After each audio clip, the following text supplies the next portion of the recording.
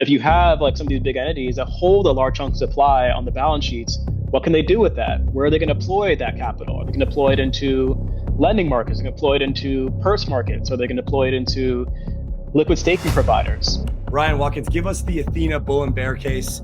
How do we get this thing to 50 bill? What is the max bull case? And what is the bear case for Ethena? Close us out here, man.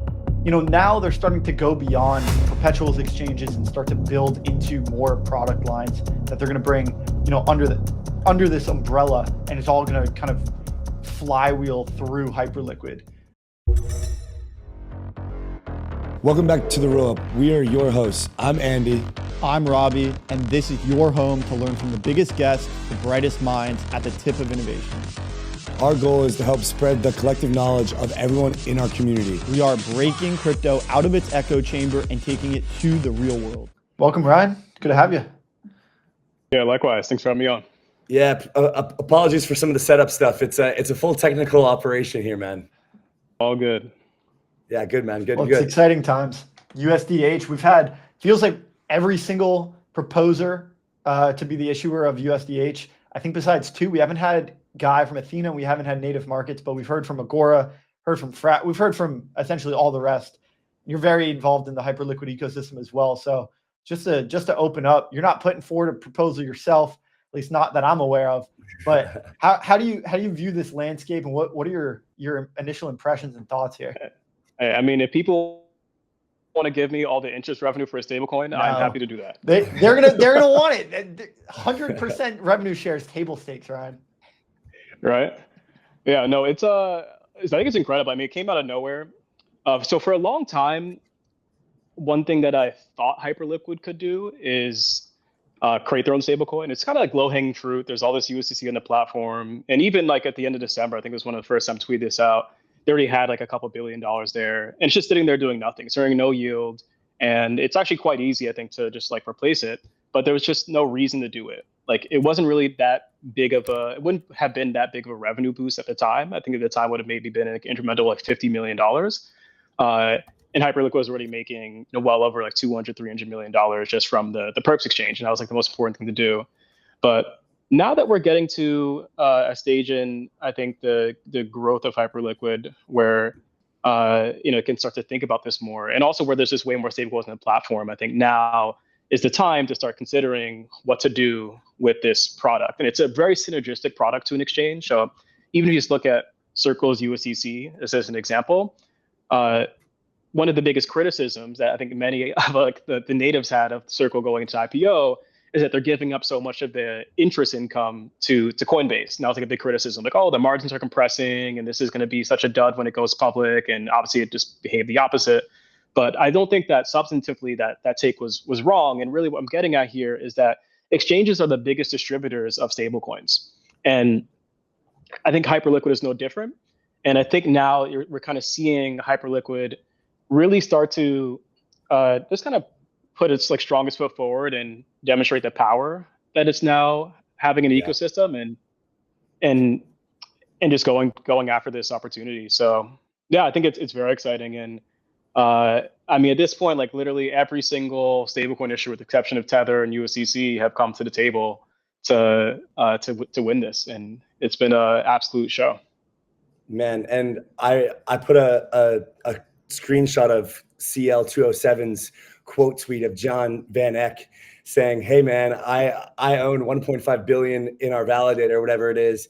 Could you please speak to me in a language I understand, like meow or something like that?" And then you got Moon Overlord in the comments saying, "Oh, I don't like his attitude, thumbs down." And it's just like, it's just complete flipping of power, truly. I mean, you've got some of the largest institutional players in the space basically coming in to lobby to essentially what is like hyper on-chain DeFi giga whales now as a result of the airdrop and as a result of the success of Hyperliquid. Just taking a quick step back, Ryan, with your involvement in Hyperliquid, curious kind of like what your personal and Syncracy Capital involvement is in the Hyperliquid ecosystem, and kind of just generally your Hyperliquid thesis, as I know that you've been involved quite a bit early on, and then we can get into some of the nitty gritty of some of these proposals and that stuff. Yeah, so we've been it's like longtime supporter of Hyperliquid. Sunny or Monk, DeFi Monk, who's on our team, had covered Hyperliquid for well before it even launched the Hype token. We at a fund level bought Hype on the first day and have been holders since. And we haven't made any additional investments in the ecosystem. I think we're generally very patient and methodical about how we build exposure. And I just don't think that there's been opportunities to do that so far. But yeah, it's one of our largest holdings. And yeah, so that's like how we just think about Hyperliquid and our exposure as a whole. For me, this proposal, we haven't officially endorsed any of the proposals, and part of it is just me waiting to see what all those would be. Guy just came out today with his proposal for Ethena, and I think that one kind of shook up the landscape of proposals. So we're taking our time, and I think over the course of the past couple of days since we started to get trickle these in, what I really started to laser in on is what is the most important thing that the community needs to consider when evaluating these proposals. And for us, it's really about alignment, because there's so many teams that have come to the table. They're all proposing the same thing. We're going to be a Genius compliant stablecoin. We're going to pass back all the revenue to token holders, right? That just doesn't make a difference at this point. And I think the number one thing is we want to make sure that whoever is building the stablecoin, this is going to be their number one priority, and that they're going to be here in the next few years as we look to scale this ecosystem. So yeah, I'll pause there, but that's kind of like the most important thing that we've identified so far. Yeah, and I think you've outlined this, right? You sort of articulated this, like who is going to be the best steward for USDH, and so I think we've seen a couple of proposals sort of allude to how they could build USDH into a legitimate stablecoin beyond Hyperliquid's ecosystem.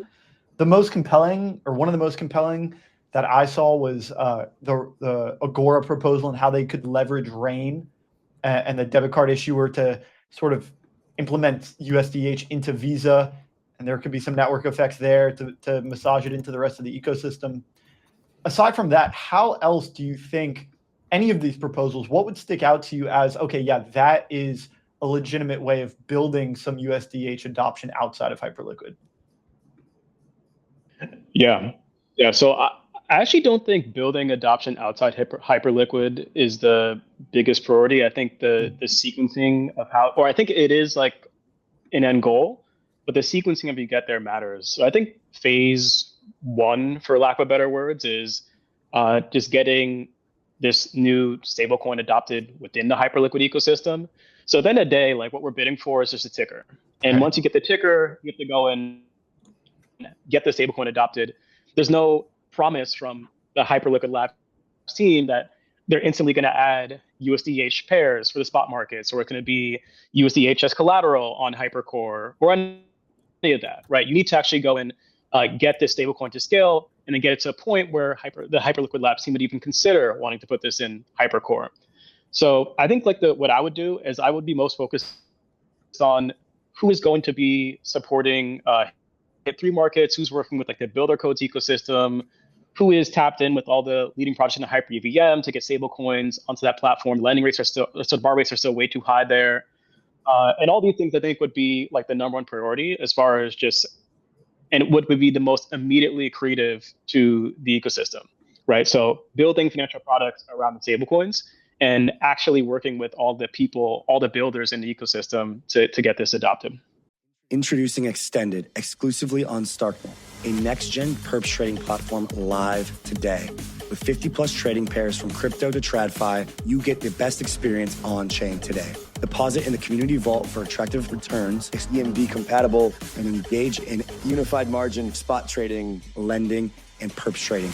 Exclusively live at extended.app on Starknet today. This is a big part of the future of Hyperliquid's growth trajectory, right? Is this stablecoin part? I mean, somebody put out a tweet saying that basically, the best businesses in crypto are exchanges / trading and stablecoins currently, and maybe one other. And it seems like Hyperliquid's kind of coming together to put these all into one. We had Vance Spencer of Framework on to start the stream off today, and he spoke about Hyperliquid's potential path to $100, $200, even $500, and kind of wrote that, or kind of stated that this stablecoin could be a big part of that path, in addition to growing perps volumes. When you're thinking about the future of Hype, the asset, as well as the protocol, how important do you think this stablecoin is going to be to driving more flows into it? Do you agree with Vance that this is a very strong part of its next leg of growth into a higher multiple? And how do you kind of think about this stablecoin part of the platform leading to its rise in $100, $200, $300, $400, etc.? Yeah, so agree with Vance and his bullishness. I agree with, I think it was someone from Dragonfly who originally put out that tweet about how the biggest businesses in crypto are exchanges, stablecoins, and smart contract platforms, and totally agree with that framing as well. Historically, we have not seen these three businesses bundled, and I think that is what is like a big opportunity, because if you can bundle all these businesses and you can align all these businesses economically with one single asset, then you could potentially, if you get this to scale and it's competitive in all three of those categories, and I think these categories are very synergistic, as I said, exchanges, distributed stablecoins, blockchains are the settlement rails for stablecoins and trading.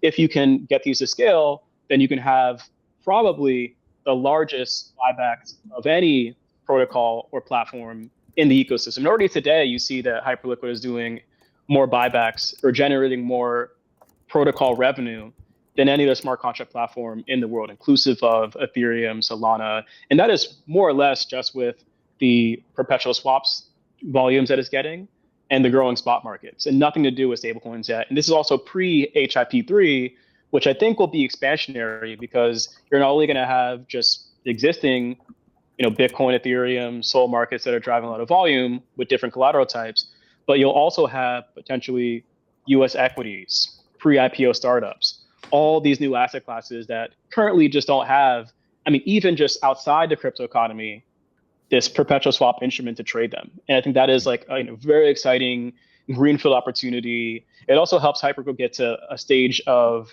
its growth where it's also not as tied to the crypto economy anymore, because crypto can go down 50% in the next month, and then all of a sudden maybe we're cooked for 6 months, and then all of a sudden volumes fall off a cliff and our revenues are down.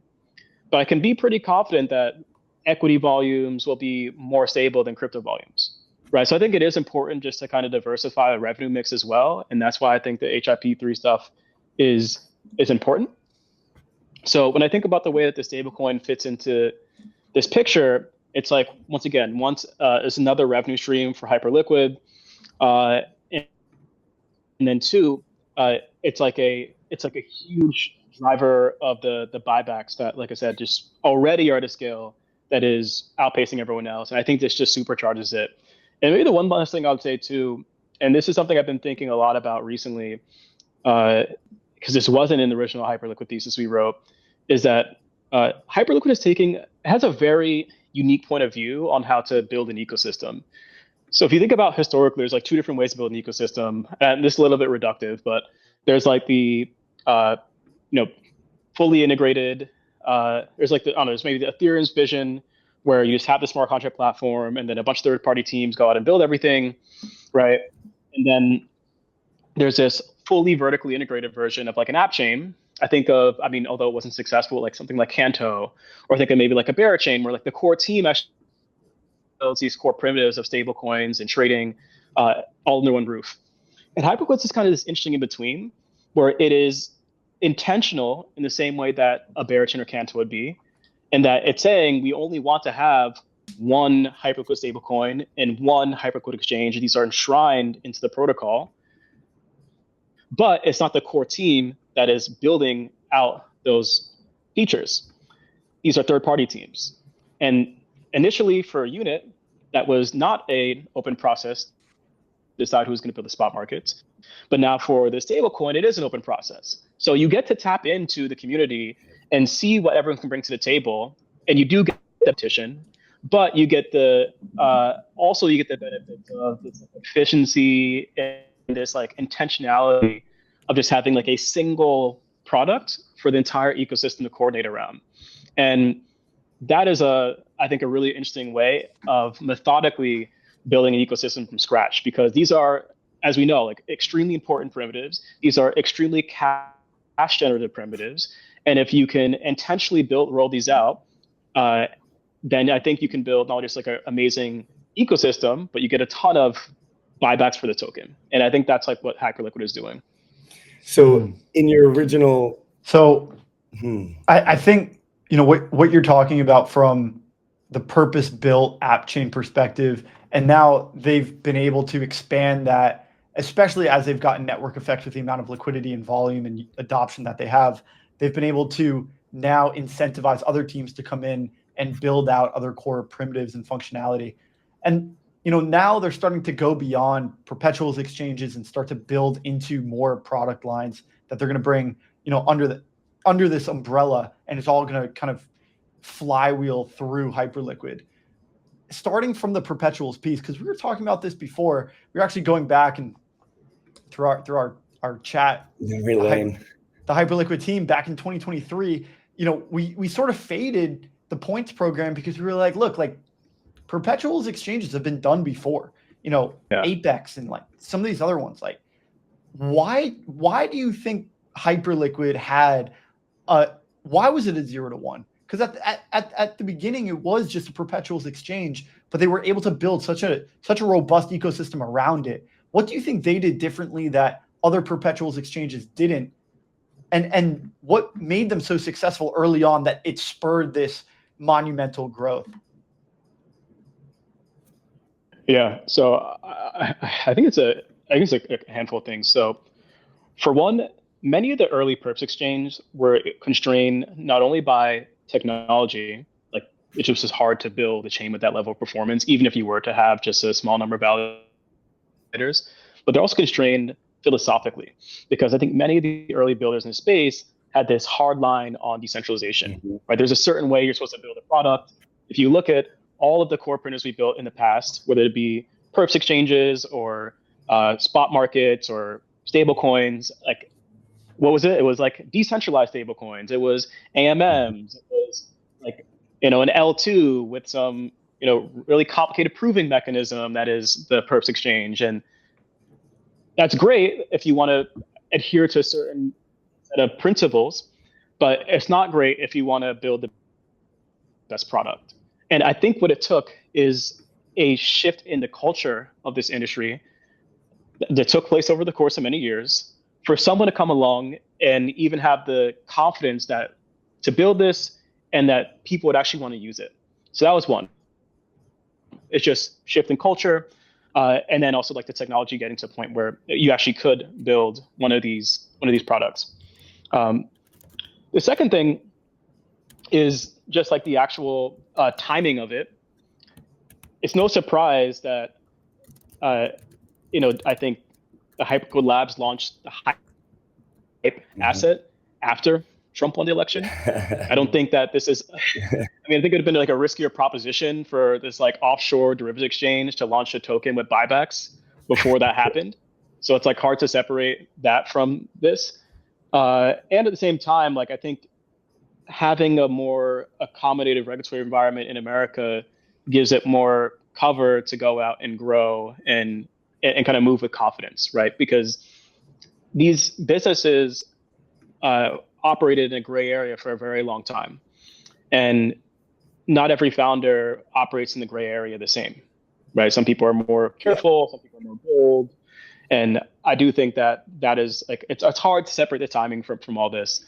And then the last thing is just, you know, they just nailed the user experience flat out. And, you know, that one's just like a little bit hard to communicate. It's just something you got to experience for yourself, right? It's just really smooth. It was like one of the few perps exchanges out there where you just deposit once and then you have to pay any more fees to transact. Whereas every single other blockchain, you have to pay every single time you do a transaction. You have to prove something every single time you do a transaction.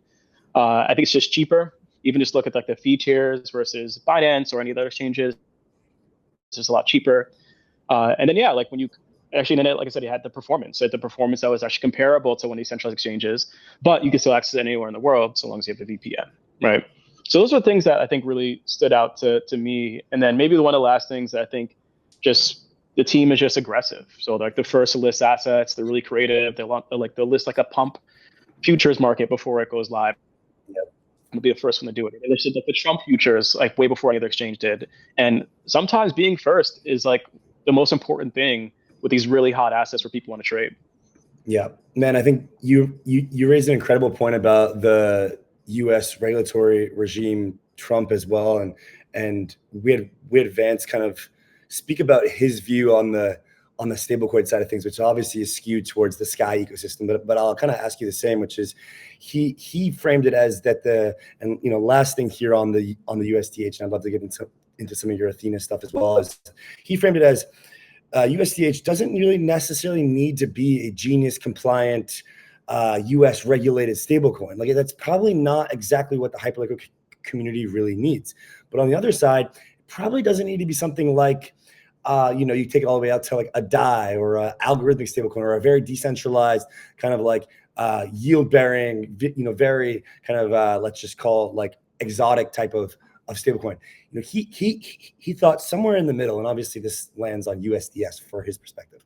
Like, what is your take on the type of architecture for USDH stablecoin, given a lot of the features that you've mentioned of Hyperliquid's success? Some of them being, regulatory arbitrage, some of them being the team's aggressiveness and willingness to kind of ship, let's call them exotic products.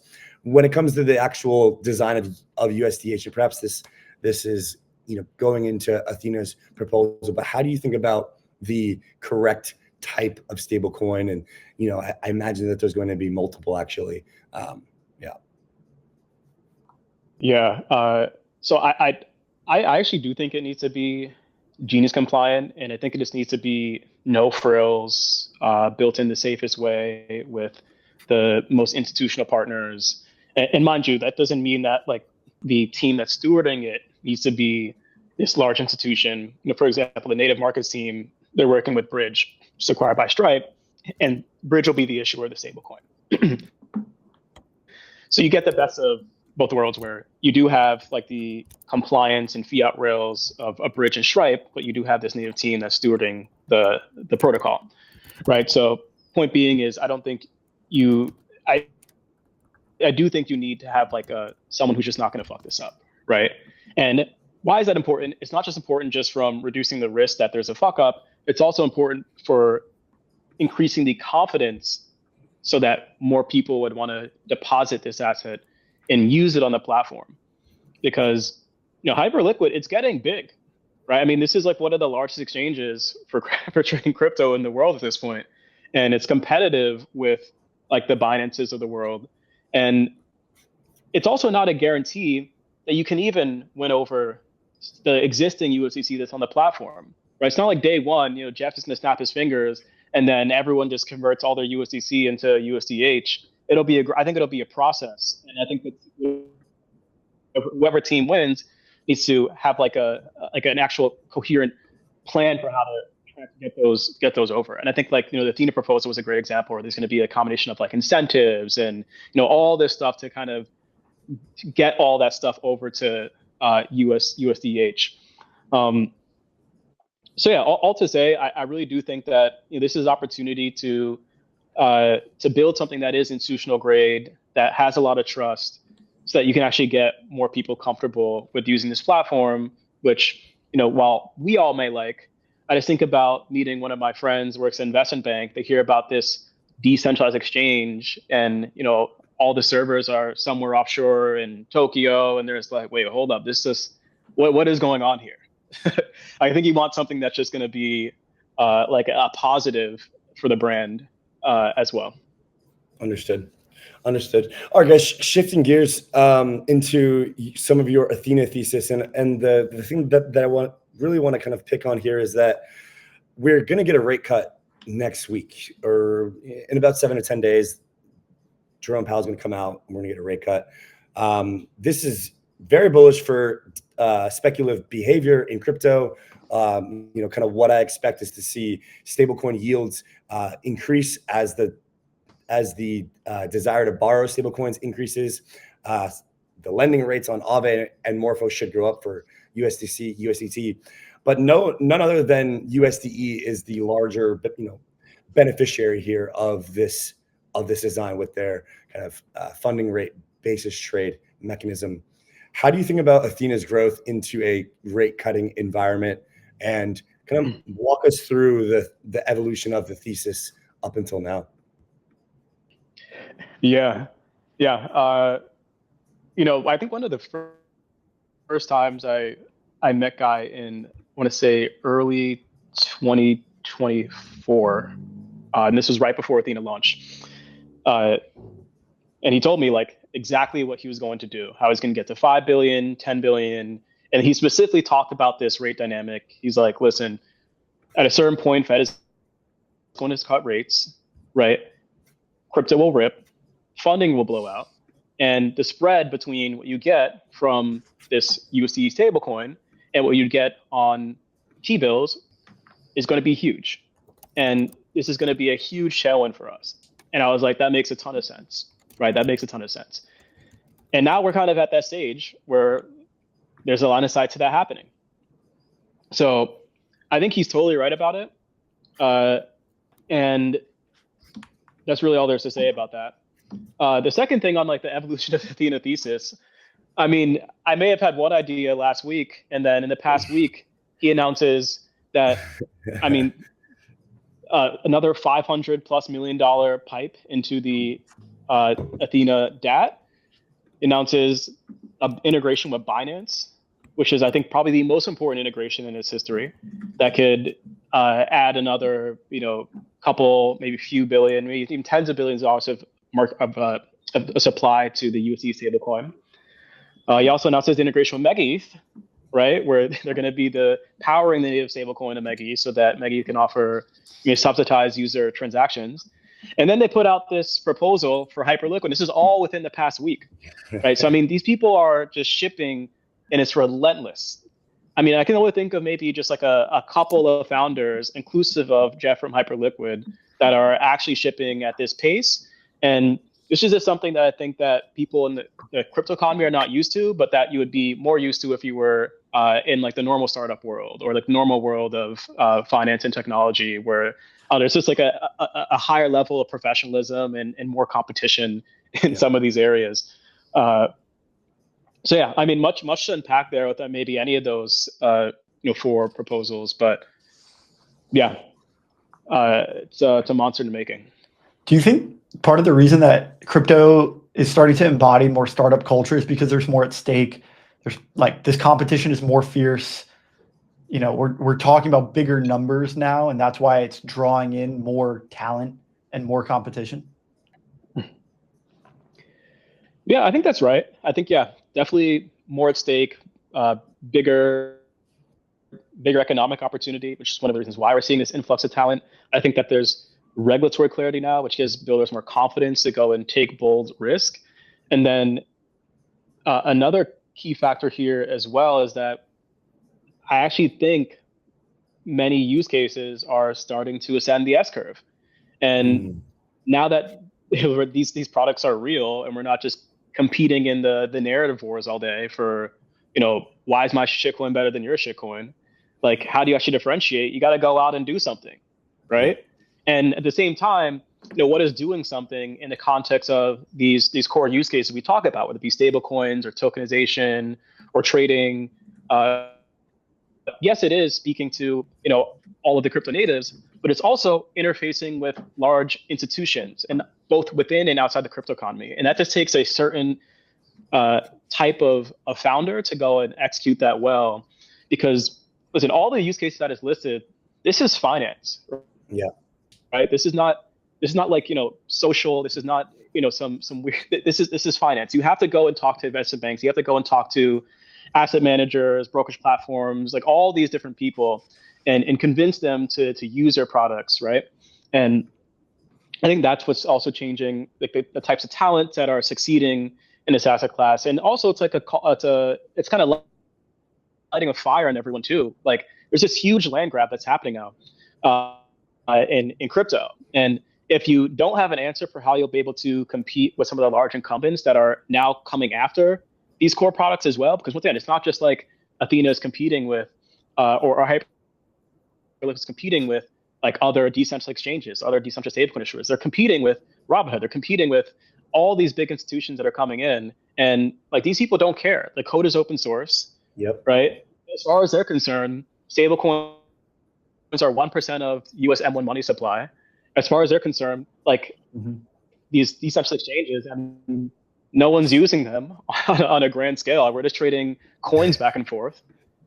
Like, and then there's like what, like maybe 20 to 30 billion dollars of tokenized assets on blockchains. I mean, this is actually like real like 0th inning of this stuff going up the S curve. Yeah. So this has nothing to do with prices, right? This is everything to do with just like where we are in the growth of this asset class. And I think that's the reason why, like I said, there's a fire under people, because yeah, this you can't just win by winning the narrative wars anymore. And not only can you not win, but you probably just won't make any money doing that either. Because there was a point in time where like it didn't even matter if you were winning, you could still pump a token up to $1 billion and cash out and go buy your house in the Hamptons. And that's just not what people can do anymore. Nope. Yeah, man. I mean, I think you put it extremely well. I call it crypto entering its practical era, which is extremely positive for a handful of projects, and it'll keep contributing to this market bifurcation in terms of performance. And, you know, in light of regulatory clarity, institutional appeal, we're moving deeper into this revenue or value territory, real value creation territory, and moving away from DAOs and governance for the sake of it, fugazi, decentralization, overemphasis on, you know, idealism and tribalism, and into the real and perhaps albeit unsexy categories of just moving all of finance on chain. And it's just an extremely bullish development for the space as a whole, and equally so for the projects that are contributing it. And so how do I take that eloquent response and turn it degen? Well, I pull up Arthur Hayes' tweet, and he says, with Binance USD listing, ENA fee switch is going to get turned on. That unlocks 500 million of buybacks. Let's fucking go. Ryan Watkins, give us the Ethena bull and bear case. How do we get this thing to 50 bill? What is the max bull case? And what is the bear case for Ethena? Close us out here, man. Yeah, I think that we're in the beginning stages of creating the next Mag 7 of the crypto economy right now.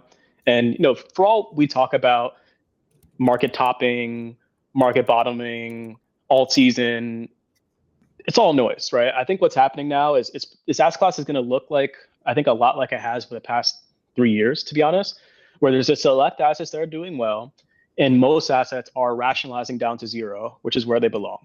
And so then this is not just about Ethena or Hyperliquid. There's a handful of projects that I think, like we said, all the things we talked about, where the founders are executing, they're building real products, they're growing really fast. Like that is the opportunity, I think, from here on out. So when I think about Ethena, you know, what is the thesis for me is that stablecoins is it's one of the few, I think, TAMs that is provably hundreds of billions of dollars today and will be trillions tomorrow. They're the third largest issuer right now. They're the fastest growing by far. They've added about $5 to $6 billion in supply over the past couple of months. And that was really just from the 𝗵𝗶𝗴𝗵 integration, yields just increasing from all the price action on Ethereum. And you're starting to see, I mean, if they can put out all this stuff in this past week where they're talking about, you know, launching an exchange on Hyperliquid and building these products around Hyperliquid and being the native stablecoin and running the stablecoin as a service platform for 𝗵𝗶𝗴𝗵 and getting the integration with Binance. So you can already see the line of sight for them scaling that supply from 12 billion is today to another, you know, 10, 20, 30 billion dollars tomorrow, right? Once again, this is just with like the current opportunity set within the crypto economy. This is not talking about when you get you know, more fintechs that are starting to enable you to click a button and start saving in stablecoins. I think that Ethena is like really well positioned to be almost like a savings protocol for many almost neobanks as well. So yeah, and then maybe one of the last things too is, and this may be a hot take, but I'm really excited for many of the DATs that correspond to many of these large products as well. I think people are really underestimating. Like I said, there's this speculative incubation period that they're all going through right now, where they trade at a big premium to MNAV, they sell equity, they buy more. All right, that's fun. That's not going to last forever, right? But at this point, you have a material percentage of the supply for many of these large assets and networks that is sitting in these publicly traded companies. What is going to happen from here? I think that they're going to be key players in governance moving forward. So you think about Solana's SIMD 228 proposal, the inflation proposal. If there was a public company that held 10% supply, they probably had a lot of influence in whether or not that proposal goes through, right? I think about the long-term economic implications of if you have like some of these big entities that hold a large chunk of supply on the balance sheets, what can they do with that? Where are they going to deploy that capital? Are they going to deploy it into lending markets? Are they going to deploy it into purse markets? Are they going to deploy it into liquid staking providers? And then what can they do with access to US capital markets, banks, and funds? Like they can borrow money to go and put it on chain. And that could be like a huge driver of growth. And I really think that there are a handful of teams that I think really understand the opportunity here to get institutional capital into the asset class. And yeah, I think that, and also full disclosure, we are investors in the Ethena DAT, but I think the Ethena one is one of them. Ryan, we wish you a lot of success in the next couple months. I think we're gonna have a lot of fun in the crypto market, and I think over the next couple of years, we'll be reminded that it's early. We get too caught up in the cycles and the thoughts and the this and the that, but when you zoom out, it's extremely bullish. And I kind of am closing out this 2-day Hyperliquid special, thinking to myself that we just did all of this, but I think there's a strong chance native markets is just going to take the cake because that's what the community wants. So we will see, guys.